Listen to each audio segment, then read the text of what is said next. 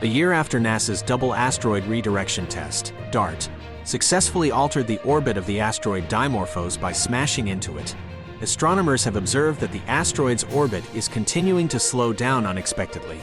The DART test was intended to modify Dimorphos' trajectory, and it initially showed a half-hour reduction in its orbit period. However, the asteroid's continued slowdown, a change of 34 minutes according to recent observations, remains unexplained.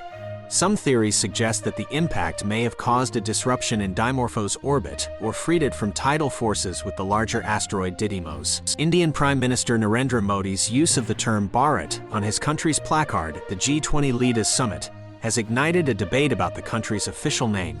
While India and Bharat are both officially recognized names for the nation, the use of Bharat on G20 invites and badges has raised questions about the country's colonial legacy.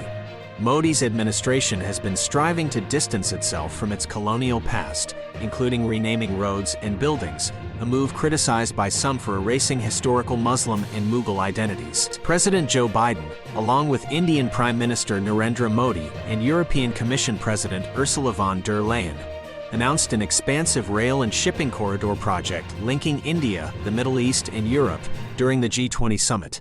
The partnership aims to enhance trade, energy resources, digital connectivity, and global economic growth. Although specific funding details were not provided, the initiative is seen as a strategic alternative to China's infrastructure projects. The ambitious plan also includes a trans-African corridor. Working groups will develop a comprehensive plan in the next 60 days, with construction anticipated within a year. Former President Donald Trump held a rally in South Dakota, his first since facing 4 indictments. Addressing a crowd of around 7,000, he reiterated his claims that he alone could prevent the country from falling apart and urged supporters to take back America in 2024.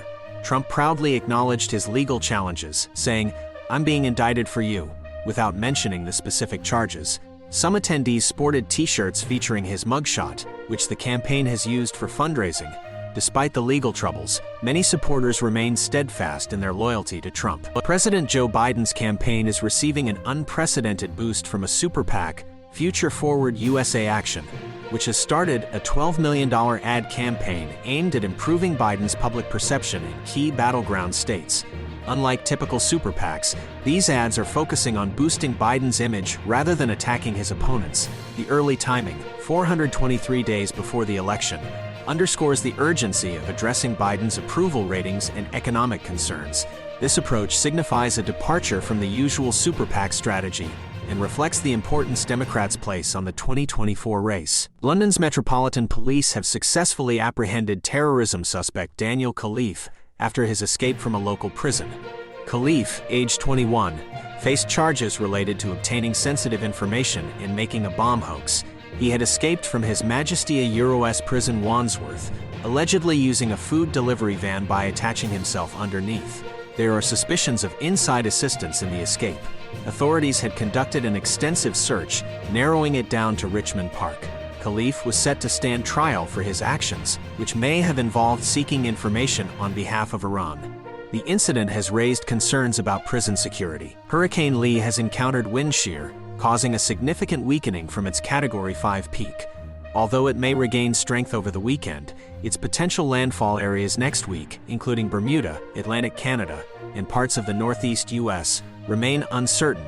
Currently, moderate to strong wind shear is affecting the hurricane, but conditions are expected to become more favorable early next week.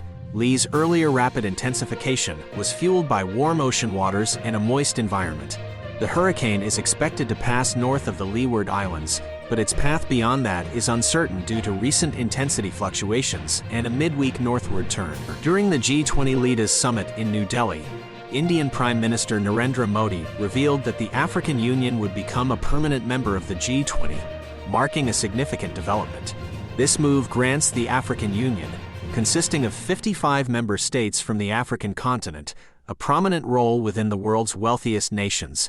Modi, as the current G20 president, emphasized the need for global cooperation to address various pressing issues, including economic concerns and climate crises.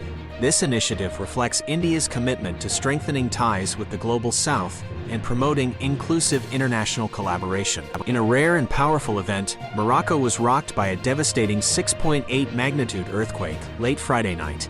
The disaster claimed the lives of more than 800 people and inflicted extensive damage on structures from remote Atlas mountain villages to the historic city of Marrakesh, as rescue efforts faced challenges due to blocked roads. Frightened residents described their harrowing experiences, with buildings collapsing and intense vibrations. The earthquake, the most severe in Morocco in 120 years, left many fearful of returning to unstable structures, opting to sleep outdoors wrapped in blankets.